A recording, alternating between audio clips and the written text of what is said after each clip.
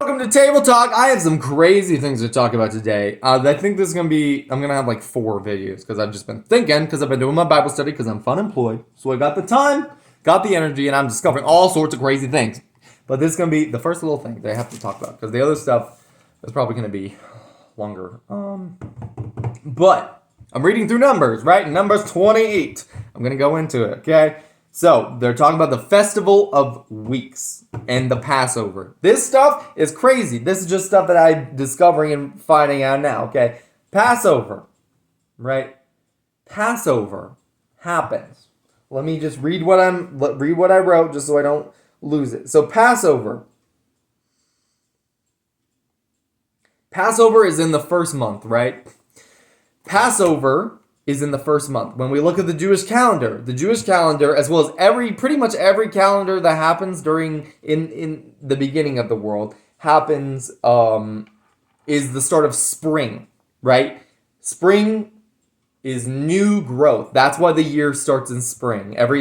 Each month has, I think it's like 28 days, and there's 13 months. Okay, that's important to remember. It also, if you really want to get into it and talk about how we can see this in other parts that may not or come from the Bible specifically, but are talked about in other religions. You can look at, for example, the zodiac, the zodiac star signs, right? The first month, the first sign is Aries. It's the ram, considered the most impulsive, the fiery beginning, the restart. And there's 13. There's 12 signs, and then the 13th is the missing sign of the snake.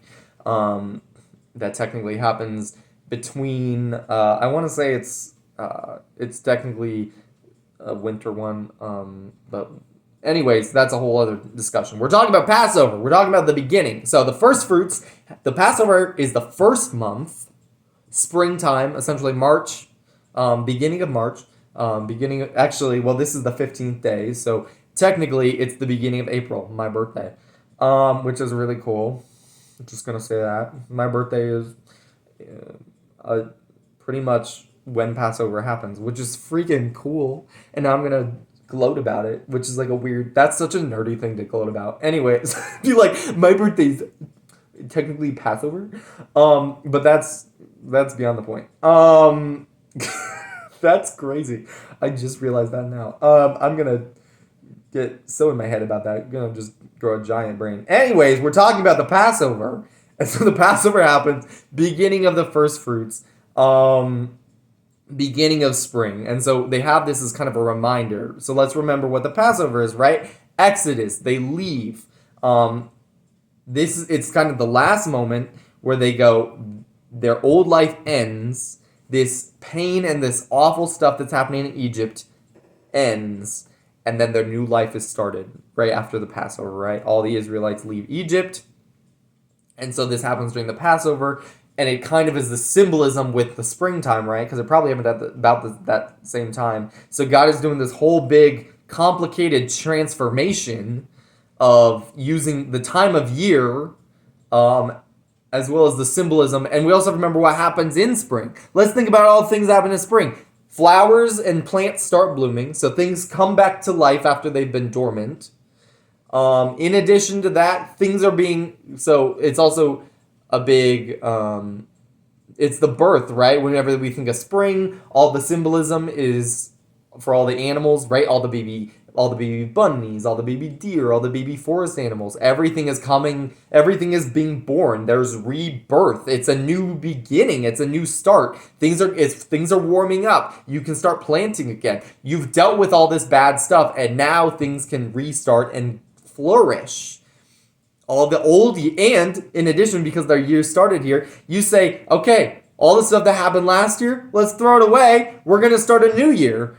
Here it goes. Here's the Passover. Now that God has delivered us, God has passed over his judgment on us, now that we are freed from the oppression that once was on us, all the bad situations that were on us, and now that we are free, even though it may be scary, we're coming into a new year, we don't know what's going to happen. Now we can leave, we can start our new life for them in the wilderness, but for it just in general, now our lives can restart, right? This is the beginning of it. And so they celebrate the Passover. It's a big meal. It's a celebration of, hey, God was there for us. God freed us. God saved us. All the firstborn of the people, all the firstborn of Egypt are gone, of our oppressors. So the generation, basically what he's saying is the next generation of people that would be taught, that would have control over us is gone. That goes into inheritance, which is a whole other thing. But basically, God said to them during Passover, like, with the death of the firstborn, is the death of the inheritance.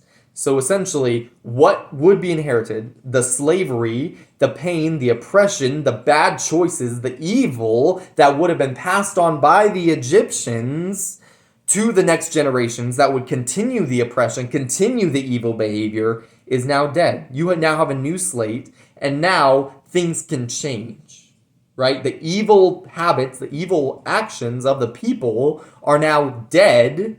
They're now freed. Now the Israelites are free, and the Israelites can go on to new, better things. They've been freed from their neck enslavers, and now they can start their new lives. And so they started in the wilderness, right? They start this new chapter. Unfortunately, the 40-year chapter is full of a lot of pain, and the people, anybody who was born, anyone who, before then, it talks about how the grown men and stuff who left Egypt will die.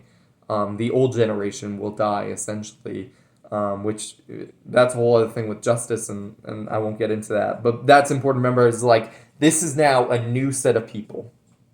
That all the people that are going to be complaining and all the people who are causing problems for Israel are now going to be, it's over. It's going to be a new chapter. This new chapter is going to set up the growth and the transformation. So that is the first thing I want to talk about. So that's talking about the Passover, right? And so now it's a new experience. And so I just thought it was cool. I'm like, oh my gosh, the Passover is talking about why they're celebrating. They're celebrating a new birth. But then we go into the other cool thing that I want to talk about, which is the Festival of Weeks. So I'm going to read from my little study Bible because I didn't know this. So it says, the Festival of Weeks was observed 50 days after the Festival of Unleavened Bread, which happens before Pentecost, I believe. So Passover was closely associated with the Festival of Unleavened Bread. Unleavened bread was this whole thing about them right before the Passover. They had to basically prepare themselves. And essentially the Israelites were like purifying themselves. There's a whole bunch of stuff. At least that's my remembrance of it. I could be wrong, but that's kind of my memory of it. But it happened right before the Passover Festival of Unleavened Bread as like a remembrance.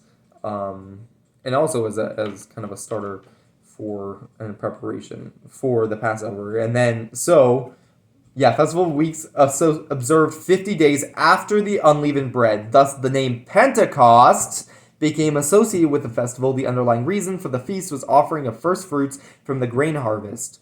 For the reason complex instructions governed with grain sacrifice that made for each animal offering. So, we talk about. So kind of delving into this, we talk about the fact that everything also has a grain harvest. It happens all the time in Leviticus and Numbers, talking about different offerings and stuff have to do with grain, right? Most people at this time are hunters and farmers in the wilderness, right? Nobody's like, you're not like a shopkeeper, right? These are people who are literally nomads living in the wilderness. The Israelite people are living in the wilderness, and they're farming. And they're hoping for the best, and they're sacrificing. They're raising animals, and they're like, so the only work they don't have other things to offer. They don't have necessarily they don't have like money. If they do have money, it was Egyptian money, which is not necessarily useful except between themselves. The Israelites are now only able to. basically offer ways to survive and work with each other. They're now working only as a team. They're not relying on the jobs of the Egyptians. And so that's really important to remember, is the fact that now you have a whole bunch of people, and so grain offerings, so cultivating the farm is now, when you're cultivating crops, that grain that you have, you're planting. It's yours. You've been the one who's been growing it. And so that sacrifice not only is giving of yourself, but it's your work. You know what I mean? Like, this is the first time in generations that you have people who are working for themselves, and now they're giving it to God. So that is even bigger, right? Because they were slaves. They were doing everything for the Egyptians, and now they're doing things for themselves. Now they're offering their own stuff, their own work, their own hard work that they used to be offering for the Egyptians, so that they could give to their gods, so that they could give to their fake, false gods and evil spirits, basically, and demonic creatures, that were originally being given to them, the work that they were giving to them, and the food and the animals that they were raising for them to be sacrificed in an unholy way, are now transformed by their own work in this time, while they're in the wilderness, is now the first time that these groups of people are now working and sacrificing to the one true God, to Yahweh, in this point in time. And so that is a huge transformation just in that setting. But that's not what I want to go into. And it's the first fruits, right? We think about regular farming, regular plants. We think about the plants that, you plant it in the beginning of spring, and then all of a sudden you have, certain very specific plants that grow at this point in time. Different plants grow at different rates and come up at different times. But this is really the first opportunity, the first chance that the work that you've put in, and the planting that you've done after the winter can come back, and actually bear fruit. So it's really the first fruit of the year. That the first example of your harvest, the first time we were saying, this is the work I put in. This is the first time I'm seeing the work I've put in actually have results. And now I'm giving it to God. And so that's a really cool thing. Like, the first thing that they're actually able to do themselves, the first thing that they're seeing. And that's one of those things that, like, I'm only realizing now. I'm like, oh, wow, because I've read first fruits all the time, and we read it tons of times in the Bible. But for some reason today, it's like really that, like, realistically is hitting me, and like it's context. But what I want to get back to, the thing that made me really excited was when it says, talking about the 50 days in Pentecost. Y'all, when I read that, it hit me like a brick. It said, what? Because we talk about Pentecost, right? Let's travel 2,000, I don't know how many years later, 2,000, 4,000. I probably should look at the timeline. Anyways, timeline to Jesus coming back, right? So, Jesus dies on the cross. 49 days later, 50 days later, Pentecost. That's why it's called 50 days. That's why it's called Pentecost, 50 days, right? Jesus comes back and displays the Holy Spirit, a gift that will bear fruit upon the disciple, right? The Holy Spirit comes on them after 50 days. Here we go. Let's remember, this time, this Pentecost, 50 days after the ceremony of the unleavened bread, after spending all the sacrifice, after God passes over, after God saves them, after Jesus dies on the cross, right? You get where the connection is coming from? 49 days later, that Pentecost time, I don't know why it says 50 days later. It talks about 49. Anyways, that's a whole other semantics thing. 50 days later, Pentecost. I don't know why I said 49. I think I read it somewhere. I feel like, I don't know why I said 49. I can't remember. I read a thing that said 49, and then it said 50, and so I'm just confused a little bit. But anyways, that's not the main focus. I believe it is 50 days. It might just be 49 from, like, their counting thing. Now I'm getting upset. Hold on. But anyways, I just don't want to be spreading misinformation. That's why. Anyways, back to what I was saying. 50 days after, right? 50 days later, they're celebrating the first fruits. The first fruits. 50 days later, Jesus comes back, puts the Holy Spirit on them. And constantly throughout the New Testament, we're talked about the fact that your faith bears fruits. The Holy Spirit is the gift that will bear fruit through you because of Jesus' death on the cross. So it's this crazy kind of culmination and this reminder of those 50 days before the harvest, that the harvest happens 50 days later, and the harvest, the Holy Spirit coming, all that work, all that training that happened during Jesus' ministry is now coming to fruition through the Holy Spirit that will come through us and share with the world, and it's this transformative thing. Y'all, that's crazy! Because here it is in the Old Testament, thousands of years earlier, you have this, essentially this event that is happening, talking about bearing of fruit, and now you have the fruit being bared through the Holy Spirit, because we talk about the fruits of the Spirit are now cultivated after the Passover, after the Israelites are saved, after Jesus saves us. That's, I don't know if that made any sense. I don't know if it's just mind-blowing, and I feel like I just had to get it out. That's crazy. That's a crazy connection. And I'm sure God had that planned out. This is not just like a random connection. That's like, oh my goodness. Oh my goodness. What? He planned that out from here? There's that connection here? And remember, let's remember when Easter is. When Easter is, it's in the first month. Right? There's a reason. That's crazy. Mind-boggling. Anyway, I just thought that was super cool.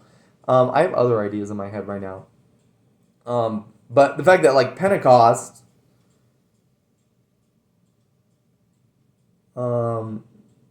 is associated with this festival of first fruits, that the 50 days and the 50 days with the Spirit and the fruit, and oh my gosh, it's just crazy. God be doing stuff like that. God be connecting things. That's not just a coincidence. That is a plan, y'all. That's a plan. It's just mind-boggling.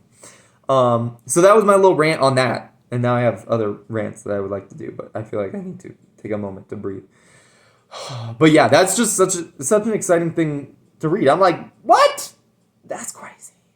But have a lovely day.